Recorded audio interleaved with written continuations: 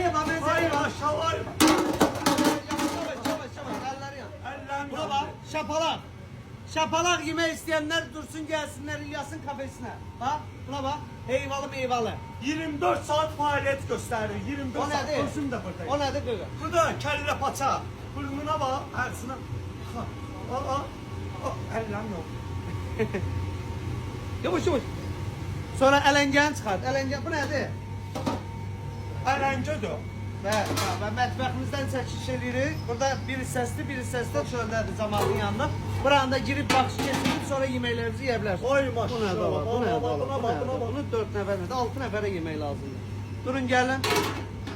Xəngəlimiz, ələngəmiz, küftəmiz, pitimiz 24 saat var. Superdir də. Yəni mən garanti verirəm ki, yəni qardaşlar hər şeyimiz gül kimi göz qabağında. Yəni necə deyim, əti yoxlayın, dana ətinə baxın, quzu ətinə baxın, sonra yiyin. Bilmədin? Hinduşka da var. Bütün yemeklerimiz temiz, hijyenik, səliqəli, şəffaf, göz önündədir. Yəni heç renk hiss etmirik. Bir daha tezdən xaşın ayaqlarını çəkək. Söndür ata.